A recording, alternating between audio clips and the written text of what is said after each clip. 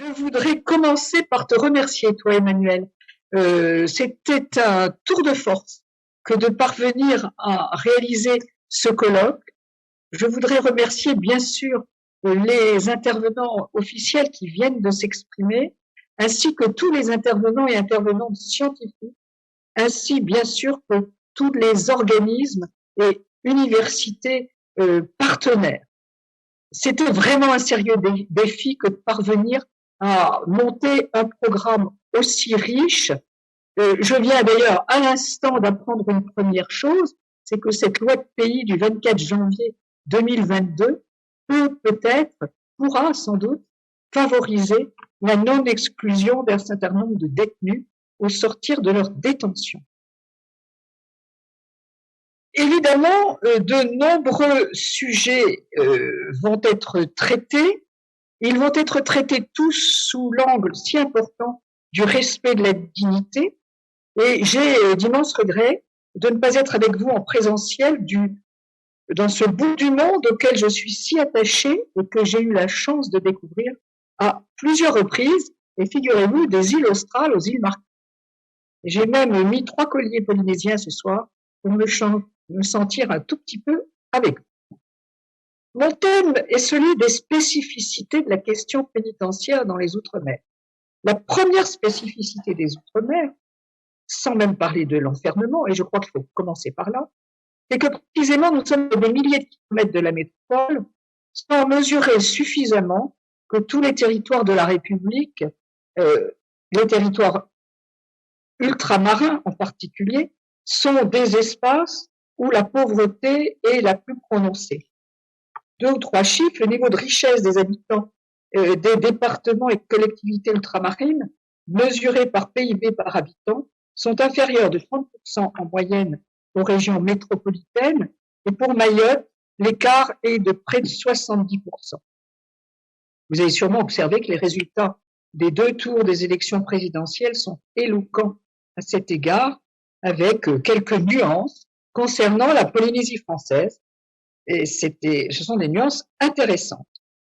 Les difficultés générales des territoires d'outre-mer au statut non identique sont encore trop méconnues en métropole. Et elles ne sont pas qu'économiques. Elles sont diverses, suivant les territoires. Et j'ai l'habitude de dire qu'il n'y a pas un outre-mer, qu'on ne devrait jamais dire qu'il y a un outre-mer, mais des outre-mer, dont les caractéristiques sont de nature historique, géographique, géopolitique, sociale, ou encore culturelle, on l'oublie trop souvent, et puis bien sûr économique. Aucune de ces spécificités n'est suffisamment prise en compte pour expliquer le difficile accès aux droits fondamentaux. Et toutes ces données ont des retentissements sur la peine d'emprisonnement. Donc nombreux sont les défis à relever. Les spécificités de la question pénitentiaire sont intimement liées, et j'insiste, à d'autres spécificités. Elles ne sont pas suffisamment prises en compte par l'administration pénitentiaire, en particulier les spécificités culturelles. Un seul exemple qui va en choquer certains, l'encellulement individuel n'est pas la première revendication des Polynésiens. Je ne veux pas dire par là qu'ils souhaitent revenir à une surpopulation comme on a pu la connaître, carcérale. Petit rappel utile, quelle que soit la situation institutionnelle propre à chacun des 12 territoires ultramarins, la justice et l'administration pénitentiaire sont des compétences régaliennes qui relèvent de la République française, avec quand même des ajustements législatifs et réglementaires pour telle ou telle collectivité. Pour autant, cela ne prive pas la question pénitentiaire de spécificité dans les Outre-mer à mieux prendre en compte. En 2018, certains d'entre vous le savent, la CNCDH a publié à la documentation française une grosse étude sur l'effectivité des droits de l'homme dans les Outre-mer. Elle est accessible sur Internet et publiée en ouvrage. Cette étude regroupe 9 avis, tous publiés même au JO, et portant sur 9 thématiques qui font ressortir des spécificités communes et qui ont des incidences sur la situation pénitentiaire. Pauvreté, exclusion sociale, accès à l'éducation, accès à la protection de la santé, violence sexuelle et de genre, droit à un environnement sain, droit des peuples autochtones, accès au droit à la justice, et tout cela a un retentissement sur la situation pénitentiaire. D'ailleurs, le programme de ce colloque le dit entre les lignes. Quelle que soit la thématique, le constat est le même, les droits protecteurs de la dignité des personnes qui découlent du principe méthode juridique, comme l'a rappelé Emmanuel Gindre tout à l'heure, de dignité, sont à peu près bien énoncés. Le problème n'est pas celui de l'énoncé des droits, bien qu'il y en ait encore à énoncer. Le problème est celui de l'accès à ces droits, qui demeure particulièrement inégalitaire. L'effectivité de ces droits est loin d'être aboutie. Les preuves en sont les contrats de convergence qui ont été lancés par la loi du 28 février 2017 de programmation relative à l'égalité réelle outre-mer, qui n'ont pas d'ailleurs un succès à la hauteur de ce que l'on attendait. Du très gros travail effectué par la CNCDH résulte que, quel que soit le domaine sur lequel portent les investigations, la situation dans les Outre-mer est un miroir grossissant des difficultés de la métropole, en matière pénitentiaire comme dans d'autres domaines. La non-effectivité des droits en matière pénitentiaire est régulièrement dénoncée par le CGLPL, et pas seulement d'ailleurs pour les Outre-mer. Concernant les établissements pénitentiaires Outre-mer, la première spécificité résulte de la plus grande précarité, vous l'aviez deviné, des personnes détenues. Elles sont souvent sans domicile, sans adresse, sans protection sociale, et ceci met à bas quantité d'innovations ou efforts en vue de l'insertion, en particulier les tentatives d'aménagement des peines. L'aménagement des peines est très difficile à réaliser, les chiffres sont absolument saisissants, j'y reviendrai un peu. Hors de question, je le cite tout de suite, par exemple, de faire bénéficier d'un bracelet électronique une personne en situation d'exclusion sociale. Cette situation se rencontre souvent dans les Outre-mer et beaucoup plus souvent qu'en métropole. La deuxième spécificité, à mon sens, résulte de l'insuffisance dans tous les Outre-mer d'associations de réinsertion ou culturelles partenaires de l'administration pénitentiaire, d'associations favorisant l'accompagnement à la sortie de l'établissement pénitentiaire en particulier. En réalité, les carences du monde associatif, dont on voit les effets dans d'autres domaines que le domaine de la pénitentiaire, les carences de ces relais indispensables que sont les associations pour soutenir une politique publique et favoriser son effectivité, se manifestent aussi dans le domaine de l'accès à la santé des détenus, de l'accès au droit à l'éducation des détenus, et je pourrais prendre d'autres exemples. Une troisième spécificité encore résulte du peu d'engouement des communes, des départements, des régions pour participer à l'œuvre de justice. Par exemple, concernant le fonctionnement d'écoles de l'établissement pénitentiaire ou l'accès à la formation professionnelle. Il n'est pas question ici de dresser la liste des droits ineffectifs, ce serait très long. Je vais choisir parmi eux les atteintes à la dignité qui résultent encore trop souvent de la surpopulation pénale dans les Outre-mer et des très grandes difficultés concernant l'accès au travail et à la formation professionnelle, qui sont pourtant gages de réinsertion pour les détenus, comme cela a été dit il y a quelques minutes. Ces sujets sont en lien direct avec le respect de la dignité des personnes, le respect d'une égale dignité pour tous, et ces deux sujets ont fait l'objet de textes très récents, une loi de 2021, une autre de 2022, dont il sera question au cours du colloque. Pour illustrer mes propos, je voudrais faire part tout de suite de quelques observations de terrain dans les établissements pénitentiaires des Outre-mer que j'ai eu la chance de pouvoir visiter à l'occasion de voyages professionnels ou non. j'ai pensé que ces illustrations seraient peut-être plus originales que de trop longs développements sur des questions au fond que vous connaissez très bien. J'ai pu visiter ainsi à Mayotte l'ancien centre pénitentiaire de Majicavo, c'était en 2009, et je me suis longuement entretenue là avec un cuisinier d'établissement en fin de peine. Et que me disait ce cuisinier? Eh bien, très simplement, qu'il souhaiterait être recruté par l'administration pénitentiaire. Il était là depuis 20 ans et son ambition était de rester le cuisinier de l'établissement pénitentiaire. Il disait ça avec beaucoup d'émotion car il savait que ce n'était pas possible. Il savait qu'il allait être à la rue. Il n'avait plus aucun lien à Mayotte avec ce soit et que donc la sortie du centre pénitentiaire était pour lui l'exclusion absolue, beaucoup plus lourde que celle au sein de l'établissement pénitentiaire. Un deuxième exemple que je voudrais prendre sur ces difficultés à la sortie, c'est à La Réunion où j'ai visité le centre pénitentiaire du port et son unité agricole. J'ai visité aussi d'ailleurs le tout nouveau centre pénitentiaire de Saint-Denis de La Réunion, très, très banal si je puis dire, lui. Tandis que le centre agricole du port est une unité où les détenus sont responsables et autonomes la nuit. C'est-à-dire qu'ils sont responsables de la sécurité dans les mobil-homes où ils vivent la nuit, le jour ils travaillent dans l'établissement. Et peu de temps avant ma visite, un ancien détenu, s'était introduit. C'était pas une évasion, c'était une invasion. Il avait dégradé le grillage d'enceinte, c'était pas un mur. Et pourquoi avait-il cherché à retourner dans ce centre agricole? Eh bien, tout simplement parce qu'il souhaitait être réadmis en détention. Il était lui aussi à la rue depuis qu'il était sorti de ce centre agricole.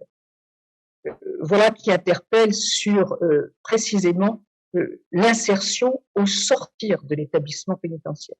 C'est en lien avec le travail et la formation professionnelle. Vous devinez que dans l'océan Pacifique, en 2017, j'ai été particulièrement intéressée par les visites successives du centre de détention de Nutamia, puis de celui de Tatutu Papeari. Et je dois vous dire que l'accueil Nutamia, quelquefois quand les conditions d'hébergement sont assez catastrophiques, se met en place quelque chose de chaleureux. L'accueil à Nutamia était beaucoup plus chaleureux, beaucoup plus intéressant finalement que l'accueil à Tatutu. On va certainement au cours de ces 2 journées de colloque me contredire, mais Tatutu démarrait, les détenus étaient esselés et les surveillants trouvaient que les distances étaient bien longues d'un point à l'autre et qu'ils faisaient des kilomètres et des kilomètres tous les jours. Mais je ne retire rien du geste architectural magnifique de cet établissement de Tatutu Papeari. Mais un dernier mot de l'accueil qui m'a été réservé à la maison d'arrêt de Taiohae, aux Marquises, à Nuku-Hiva. C'est le seul établissement pénitentiaire qui n'est jamais plein. Il y a 5 places.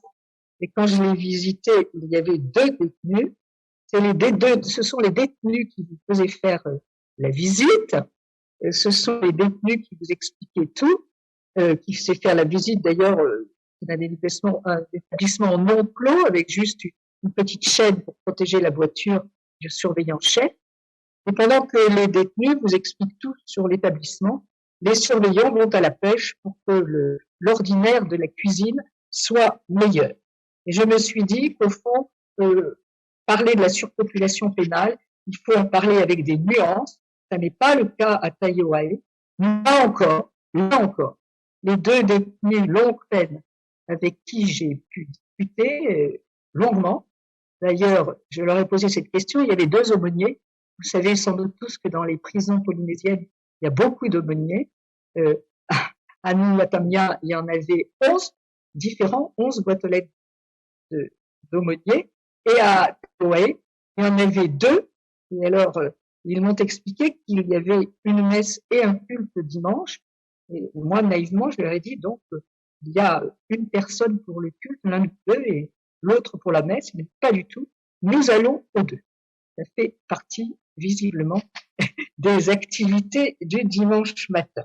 Bon, je voulais vous dire cela, au fond, pour que les propos que je vais tenir maintenant sur la surpopulation pénale et sur le travail et la formation professionnelle soient nuancés, car la situation est différente dans chaque établissement et ce sont quand même des généralités qui méritent d'être nuancées que l'on risque d'avancer.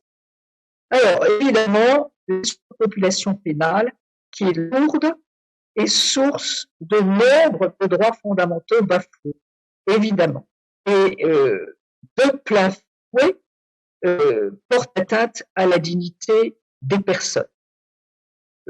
J'aurais pu citer, je l'ai sous les yeux, le 7e rapport périodique de la France le 10 juin 2016, je dirais que c'est assez ancien, mais les rapports périodiques de la France ne sont pas très fréquents.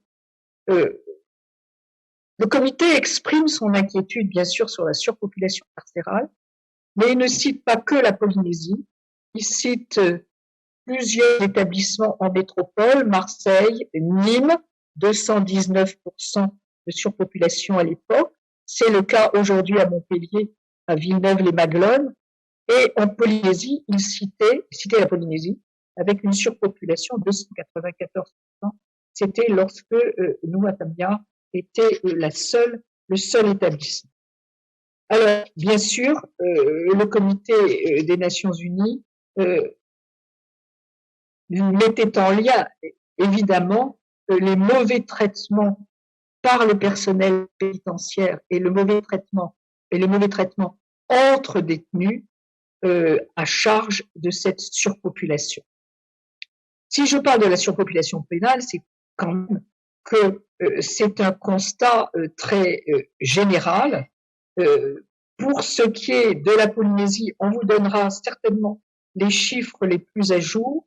Si je ne me trompe pas, il y a moins de 6 000 personnes sous écrou, non pas en Polynésie, mais réparties dans les 15 établissements des collectivités ou départements d'outre-mer, un peu moins de 6 000. Et vous allez noter que sur ces un peu moins de 6 000, 186 sont des femmes, étaient des femmes en 2017 et 101 des mineurs.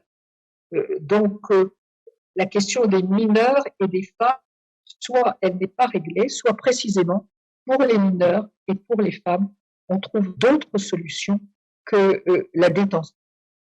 Évidemment, en Polynésie, sur 5 établissements, vous en avez 2 qui ne sont jamais en surpopulation, ce qui est une grosse chance, et qui n'est pas la chance de la Guyane, avec des problèmes très particuliers. Et dans l'avis de la CNCDH de 2017, le tableau isole pour certains territoires les personnes sous écrou ayant bénéficié d'un aménagement de peine. C'est un très faible pourcentage. Le contrôleur général des lieux de privation de liberté y reviendra certainement. C'est une critique, la critique sur le faible taux d'aménagement des peines est dans les Outre-mer de 12%, et il est 2 fois moins élevé que la moyenne nationale.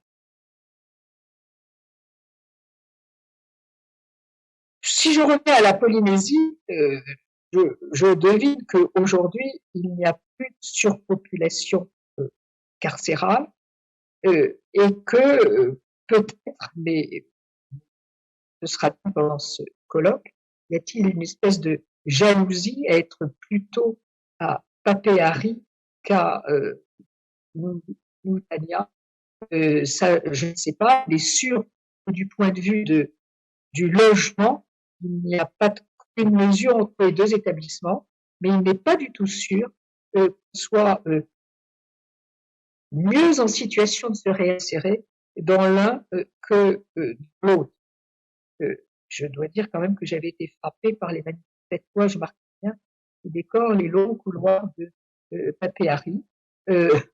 Le directeur m'a dit qu'il n'aurait pas pas suffisamment de budget pour l'électricité puisqu'il y a des parties climatisées pour plus de 6 mois. Donc, comme l'architecture n'était pas conçue pour n'être nulle part climatisée, il allait être en difficulté. Je ne sais pas, vous en débattrez. Je ne sais pas ce qu'il en est aujourd'hui. Alors, si je reparle un instant de Dunia, c'est que il y avait en 2017 plus de 350 recours en détention dans des conditions inhumaines et dégradantes qui avaient été déposés devant le tribunal administratif de Papeete. Vous saurez certainement qu'aujourd'hui, il y a des recours fondés sur la loi déjà, devant le tribunal judiciaire, fondé sur la loi du 8 avril 2021. L'intervention de Sandrine Ziantara montrera combien les conséquences de la surpopulation carcérale ont été source d'une évolution jurisprudentielle remarquée. Et bien sûr, on vous parlera précisément du nouvel article 803-8 du Code de procédure pénale, issu de cette loi du 8 avril 2021. L'article unique de cette loi est suffisamment notable pour que je dise ce qu'il dit. Il ouvre donc un nouveau recours judiciaire devant le juge des libertés et de la détention, au bénéfice de toute personne détenue en détention provisoire dans un établissement pénitentiaire, toute personne considérant que ces conditions de détention sont contraires à la dignité de la personne humaine. Lorsque la personne est condamnée, elle saisit le juge de l'application des peines. On observe immédiatement, et ça je veux le dire, que le texte ne s'applique pas aux personnes retenues dans un centre de rétention administrative, rétention qui se déroule trop souvent dans des conditions littéralement indignes. Et donc, je souhaite que cet article, avec d'autres, 803-8 Code de procédure pénale, soit également applicable à tous les établissements qui relèvent du contrôle du contrôleur général des lieux de privation de liberté. Un mot avant de passer à la question de l'accès au travail et à la formation, un mot encore des violences. Des violences entre détenus. Vous savez que la Guyane a été longtemps célèbre pour cela, mais il ne faudrait pas croire que la métropole est épargnée. Tensions entre détenus et tensions aussi entre personnel pénitentiaire et détenus. Aujourd'hui même, 2 surveillants du centre de détention d'Avignon, en métropole, ont été renvoyés, ont été jugés par le tribunal correctionnel d'Avignon. Tous les rapports du contrôleur général des lieux de privation de liberté se disent éminemment préoccupés par les violences entre personnes détenues, parfois avec usage d'armes blanches artisanales, fabriquées même quelquefois avec des éléments du mobilier pénitentiaire. Certainement, vous serez informés au cours de ce colloque de ce qu'il en est en Polynésie française en ce moment. De ce rapide tableau à mettre à jour régulièrement, je retiens surtout que les atteintes à la dignité des personnes détenues liées à la surpopulation pénale peuvent être multiformes, n'en ai cité que quelques-unes, comme le sont les atteintes à la dignité liées au si difficile accès au travail et à la formation professionnelle. C'est un sujet sur lequel on n'insiste pas suffisamment.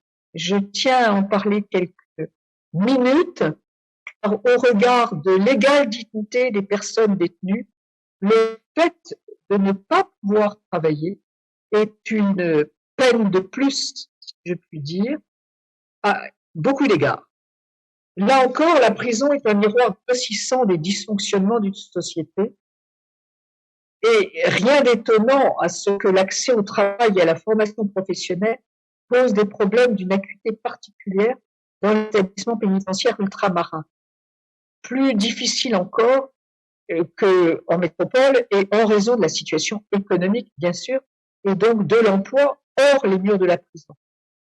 Le droit applicable est le même qu'en métropole, en principe, et ce droit, de façon générale, est en quelque sorte un déni du droit du travail. On voit quand même de légères améliorations dans quelques jours par la loi pour la confiance dans l'institution judiciaire qui a été promulguée le 22 décembre 2022. Tous les décrets d'application ont encore été publiés.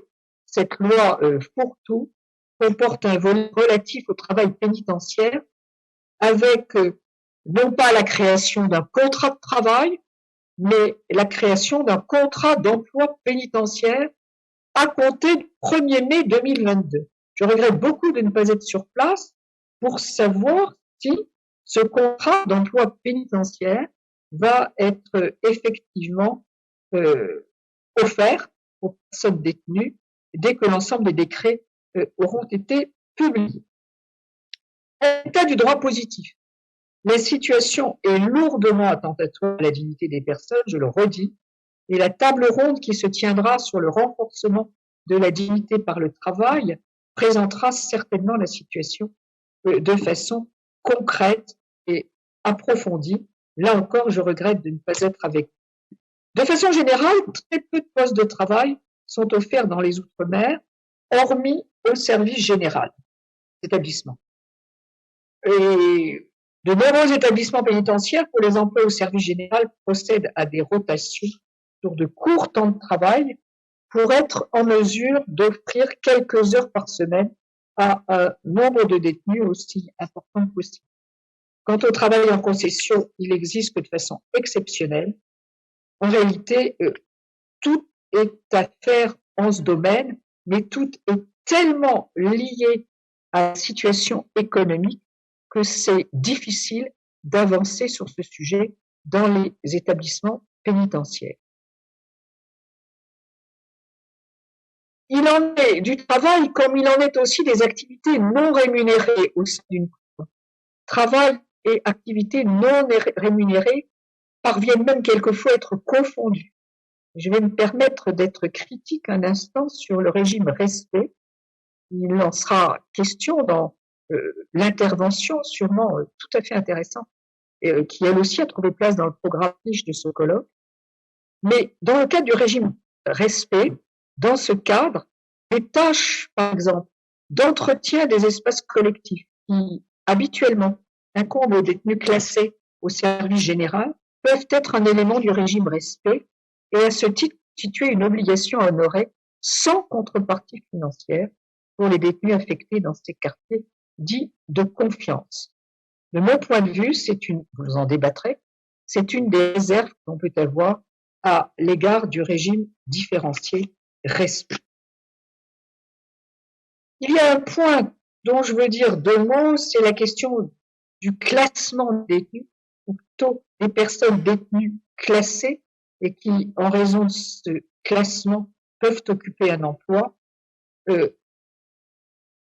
Il y a peu de transparence sur cette question du classement et un certain nombre de recours aussi devant les tribunaux administratifs, mais qui aboutissent rarement.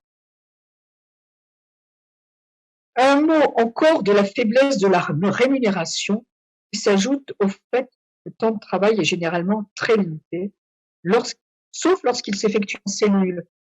Ça, c'est un constat assez étonnant, auquel cas les cadences imposées par les objectifs assignés imposent au contraire des horaires extrêmes, prenant le pas sur les autres activités en détention lorsqu'il y en a. Et le CGLPL a raison de signaler, d'ailleurs toujours raison, le CGLPL, de signaler que les auxiliaires du service général, pour la grande majorité d'entre eux, ne bénéficient pas de jours de congé hebdomadaires et travaillent donc tous les jours. Mais cela revient en effet à la question de l'absence de droit du travail. Pour ce qui est du salaire, c'est quand même extrêmement important pour les détenus de toucher un tant soit peu d'argent. En prison, la pauvreté, je l'ai dit, est lourde et cette pauvreté expose pour les détenus qui sont le plus en difficulté, expose à l'asservissement et à la violence, comme on a pu le constater.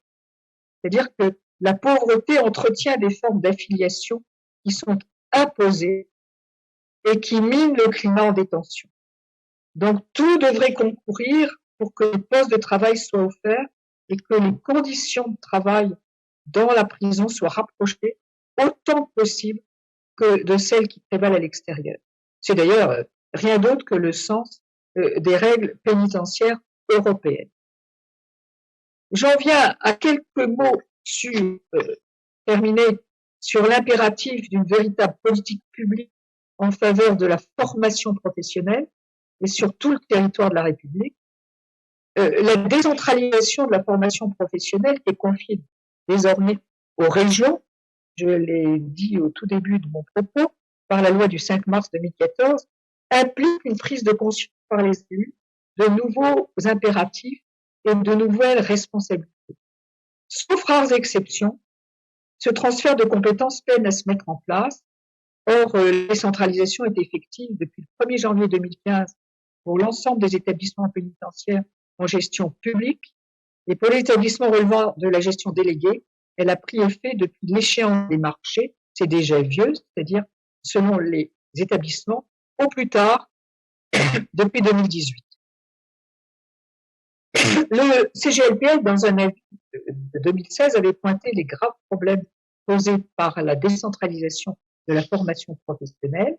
Alors, j'apprends depuis quelques minutes, avec beaucoup d'intérêt, que la loi de pays du 24 janvier 2022 en Polynésie offre un parcours d'individualisation, d'insertion qui comporte peut-être la formation professionnelle. Cela sera dit au cours du débat. C'est en effet extrêmement important que les collectivités, les départements, les régions prennent tout en charge, sinon c'est l'échec total de ce texte décentralisant, cette loi de 2014 décentralisée. Alors, dans l'établissement pénitentiaire de Polynésie, je ne suis pas suffisamment au courant des dernières trouvailles, si je puis dire, pour permettre à un certain nombre de travailler. Je sais que à Panumpania, il y avait un certain nombre de personnes qui avaient bénéficié d'une formation d'aide cuisinier plongeur, une dizaine d'une formation agricole grâce au centre agricole de l'établissement. J'ai hâte de savoir ce qu'il en est exactement à Papaïa. Tous les intervenants de ce colloque vous diront les avancées grâce à l'énergie et l'inventivité déployées par les personnels pénitentiaires, malgré les obstacles sur lesquels j'ai peut-être trop insisté, peut-être. En bref, vous avez tous et toutes pu observer, au regard simplement de la surpopulation pénale et de l'accès au travail et à la formation professionnelle, combien le fonctionnement du service public, d'un service public, ici celui de l'administration pénitentiaire, s'inscrit dans un territoire, dans des spécificités économiques, sociales, géographiques, culturelles. On ne prend jamais suffisamment en compte les spécificités culturelles. Ces spécificités influent massivement sur l'effectivité des droits énoncés et en conséquence sur l'accès des droits, bien sûr, et en conséquence encore sur le respect de la dignité de chaque personne détenue, sur le respect de l'égale dignité de l'ensemble des personnes détenues, de l'ensemble des personnes humaines d'ailleurs. L'ensemble des interventions dans le cadre de ce beau colloque en apportera la preuve de façon beaucoup plus éclatante que les quelques mots que je viens de prononcer. Merci.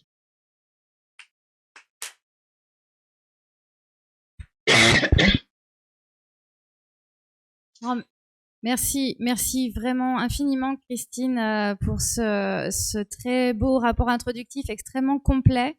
Et effectivement sur le travail, la formation professionnelle. Alors c'est vraiment dommage que tu n'aies pas pu revenir nous voir. Nous avons fait les dernières visites. Alors moi j'avais beaucoup écouté ce que tu m'avais raconté lors de tes visites en 2017.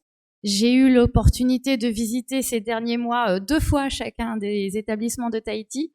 Et j'y ai vu beaucoup de choses vraiment très très bien en termes de formation professionnelle. Alors je vais nuancer ce que tu as dit sur Tatoutou parce que tu l'as visité à peine ouvert et je pense qu'il n'y avait pas encore d'âme dans cette prison. Mais je crois qu'aujourd'hui il y en a une. Absolument. Il y en a une et en tout cas l'accueil qui nous a été réservé était on ne peut plus chaleureux avec un spectacle des détenus investis dans une communauté, un partage absolument formidable. Et en termes de formation professionnelle, on a pu voir également l'atelier de menuiserie et avec des créations superbes des détenus. Et puis à Noutania également des formations en boulangerie, pâtisserie. Donc il y a vraiment beaucoup de choses qui se sont passées ces dernières années, même si effectivement on peut toujours attendre à plus. Les décrets d'application de la dernière loi viennent à peine de sortir. Alors moi j'ai pas eu le temps de les lire. Alors j'imagine que Madame la Ministre aura beaucoup de travail pour l'articulation entre le droit polynésien et l'emploi pénitentiaire qui relève de l'État. Ça va être extrêmement compliqué et je pense qu'au niveau juridique, ça va être quelques mois de travail et de réflexion pour articuler tout ça. Mais c'est un gros chantier qui, à mon avis, va aboutir à des choses, à renforcer l'accès au travail et le droit au travail en détention. En tout cas, je l'espère.